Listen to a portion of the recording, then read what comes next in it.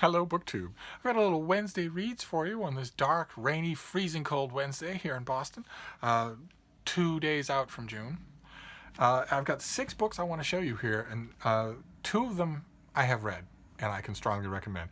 And then 4 of them I have not read. So we'll start with the ones that I've read, and one of them, the first of them, is this is just tremendous. It's a tremendous job by who does this? Henry Holt, the folks at Henry Holt.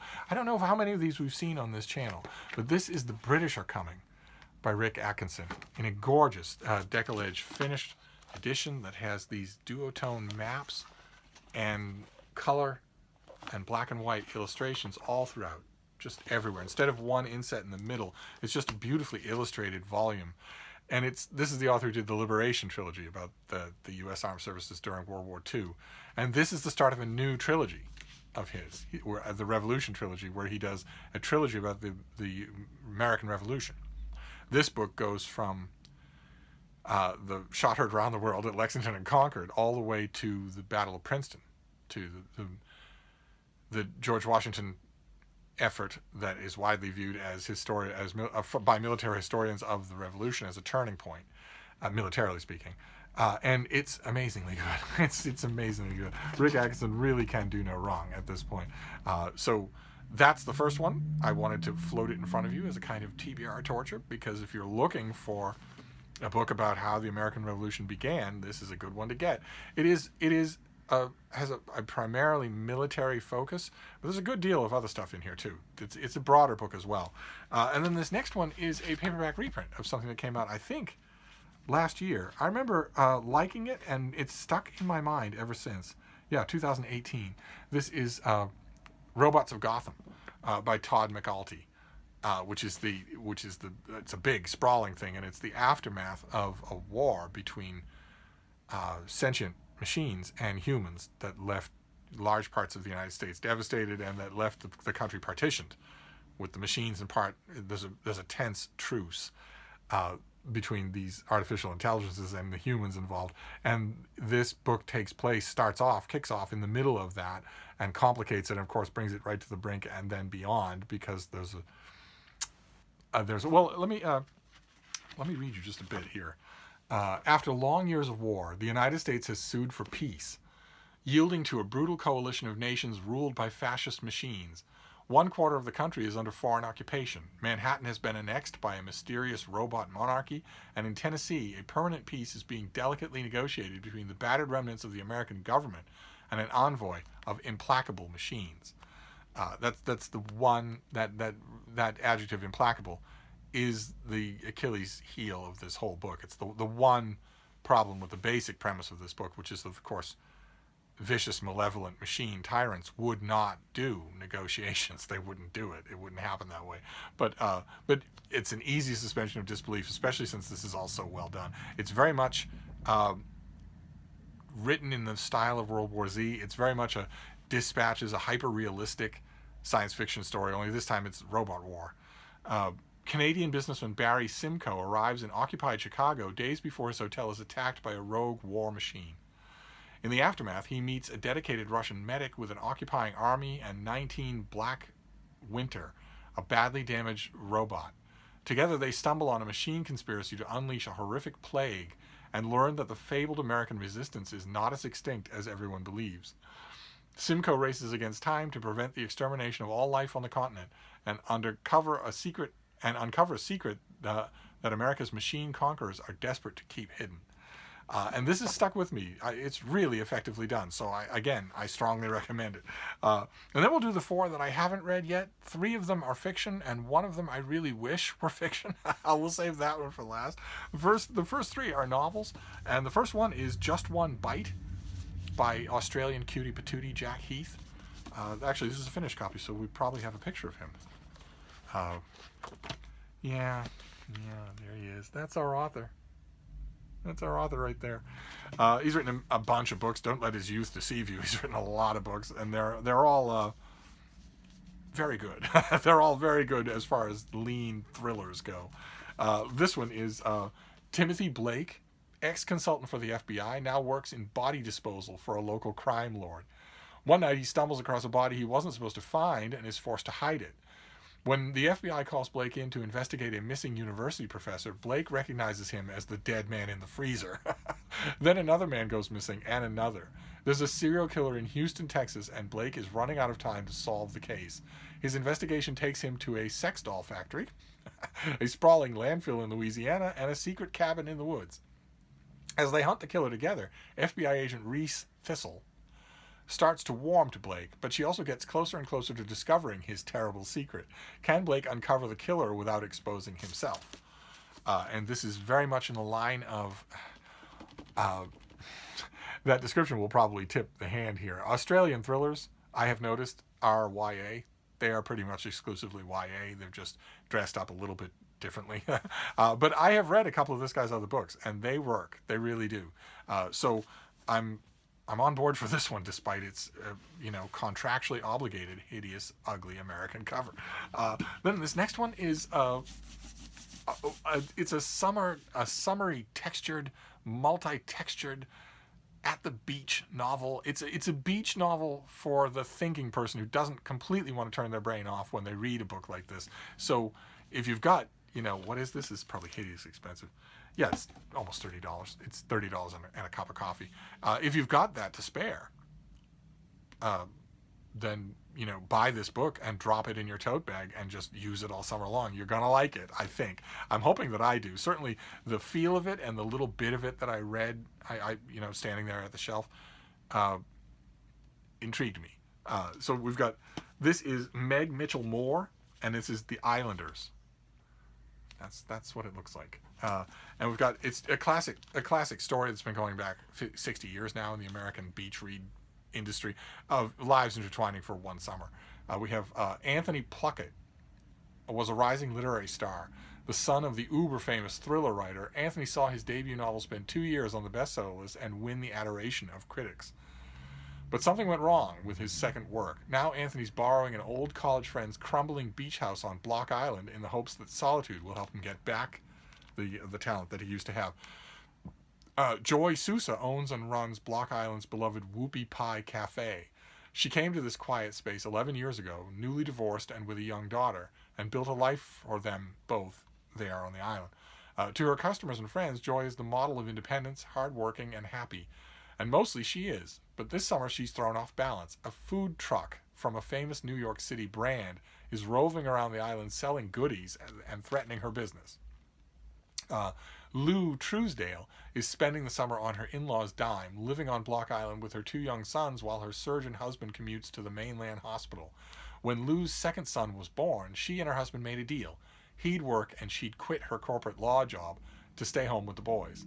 But a few years ago, Lou quietly began working on a private project that has become increasingly demanding of her time. Torn between her work and her home, she's beginning to question that deal she made originally. So there we've got the 3 people. They all have complex problems, and each one of them is going to help the other, either to solve the problem or to get away from it. Over the 12 short weeks of summer, these 3 strangers will meet and grow close, share secrets, and bury lies. And as the promise of June turns into the chilly nights of August, the truth will come out, forcing each of them to decide what they value most and what they are willing to give up to keep it. Confections like this almost always please me. I don't go into them with heavy expectations, and that's what they want. They want you to don't go in with heavy expectations. Go in expecting to be entertained. So that's the first of the, that's another one of these things that I haven't read. I'm going to read the book by the cutie-patootie, and I'm going to read The Islanders. Then the next one is historical fiction. One of this endless stream of attractive, professional, well-turned-out historical novels that have just been flooding the mainstream market in 2019. This one is by Nicola Harrison, and it's called Montauk. And it's that is just a dab of color, very similar to the cover for the Guest House. And this is a historical novel. Let me give you an idea here. This is Montauk, Long Island, 1938. For 3 months, this humble fishing village will serve as the playground for New York's wealthy elite. So you see the time frame with this and The Islanders is pretty much the same. It's a summer book. It's explicitly that. It's meant to be for you to pick it up when you get off the ferry in the local bookshop and make it your summer book. Beatrix Bordeaux was looking forward to a summer of reigniting the passion between her and her husband Harry. Instead, tasked with furthering his investment interests in Montauk as a resort destination, she learns she'll be spending 12 weeks sequestered with the high society wives at the Montauk Manor, a 200-room seaside hotel, while Harry pursues other interests in the city. College educated but raised as a modest country girl in Pennsylvania, Bee has never felt fully comfortable among these privileged women, whose days are devoted not to their children, but to leisure activities and charities that seemingly benefit no one but themselves. She longs to be a mother herself, as well as a loving wife, but after 5 years of marriage, she remains childless, while Harry is increasingly remote and distracted. Despite lavish parties at the manor and the yacht club, Bee is lost and lonely and befriends the manor's laundress, whose work ethic and family life stir memories of who she once was. As she drifts further from the society women and their preoccupations and closer to Montauk's natural beauty and community spirit, Bee finds herself drawn to a man who is nothing like her husband, stoic, plain-spoken, and enigmatic, inspiring a strength and courage she had almost forgotten. And that's what the plot complication will be for this summer novel. Will be, is she going to stray from her husband? Is their relationship going to be reignited? All that sort of stuff. If it's done well, if the syrup is held in abeyance, if the syrup is applied very lightly, then this could be delightful. I'll be finding out now, and I got to admit, there's an element of wish fulfillment in these summer novels, because summer is clearly not going to come to Boston this year. I mean, we're a few days away from June, and I've got a long sleeve t-shirt on, a sweatshirt on, and a bed piled high with blankets.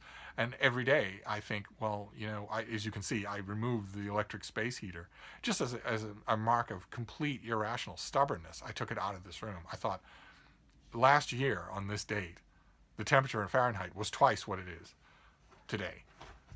Last year, yesterday, the temperature was twice what it was yesterday. This is 290 days of winter. So I thought, enough of that. I'm just going to remove that thing. And now there isn't a day that goes by, especially early mornings, when I don't miss it, because it's cold. It's cold 3 days from June. So there's an element of wish fulfillment in these summer books. But then the last book of this Wednesday Reads, it's going to disturb me the most. It's the one I wish were fiction. But apparently it's not only fact, but extremely well-reported fact. This is by Anna Fifield, and it is The Great Successor, the divinely perfect destiny of brilliant comrade Jong Un. Wait till you hear about this. If you're interested in the subject, this is going to grab you as much as it did me. I hope it's really good. Since his birth in 1984, Jong Un has been swaddled in myth and propaganda, from the plainly silly, like that he could supposedly drive a car at the age of 3, to the grimly bloody stories of his family members who perished at his command, sometimes in grotesque ways. Anna Fifield reconstructs Kim's past and present with exclusive access to sources near him, and brings her unique understanding to explain the dynastic mission of the Kim family in North Korea. The archaic notion of despotic family rule matches the almost medieval hardship the country has suffered under the Kims. Few people thought that a young, untested, unhealthy, Swiss-educated basketball fanatic could hold the country together. But Jong Un has not just survived, he has thrived, abetted by the approval of Donald Trump and the diplomacy's weirdest bromance. Skeptical, yet insightful, Fifield captures a captivating portrait of the oddest and most secretive political regime in the world, one that is isolated yet internationally relevant, bankrupt yet in possession of nuclear weapons, and its ruler, the self-proclaimed beloved and respected leader. So it sounds like this woman, Anna Fifield, is the Beijing bureau chief for the Washington Post, and maybe has lots of sources. So this will be very disturbing, but I can confess, after all the political books that I have read so far in 2019, I'm actually kind of appreciating what seems like a slightly absurdist comic pitch to this whole thing. I mean, yes, this is a pea-brained lunatic who has strapped relatives of his across the muzzles of anti-aircraft weapons to see what would happen to them, merely for falling asleep during an interminable speech, or looking the wrong way, or suggesting that maybe he doesn't control when the sun rises and sets, doesn't mentally lift the sun up out of the sea, suggesting that maybe he doesn't do that, because on days when he clearly forgets to do that, it still happens.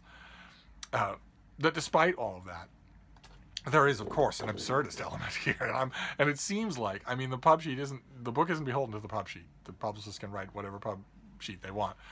it seems like this author might be willing to stress that absurdity, and that would be a relief. That would be a relief for me. I know already how brutal this guy is. A book about the absurdities of his regime. We'll see. This might not be that book. I don't mean to characterize it that way. I'll let you know. I'll read it. I'm going to read it. You know, these are the books that I'm reading next, essentially this week, tonight, whatever. If it turns out different than that, if it turns out to be super serious, then I will first of all question the packaging mind frame of the publisher. But I'll let you know one way. And I'm ready for it either way. I just would kind of like it if it were a little bit on the absurdist side. So there you go. That is a Wednesday read. We have the great successor. We have Montauk by Nicola Harrison, and The Islanders by Meg Mitchell Moore. So very similar books, very similar summer books. We have Just One Bite by that dreamy Jack Heath in an Ugly American edition. We have Robots of Gotham, now in a trade paperback. I think the trade paperback comes out in early June. I'd love to hear from any of you who read this when it came out last year. What your impressions of it are. Are you also feeling like you could do with a reread? And The British are coming. The first volume in Nick Atkinson's new trilogy about the American Revolution, the war that won American independence.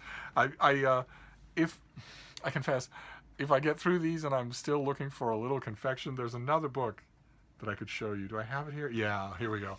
The classic summer novel. Talk about this one. This author and two other writers aim squarely at your tote bag during the summer. This is The Summer Guess by Mary Alice Monroe.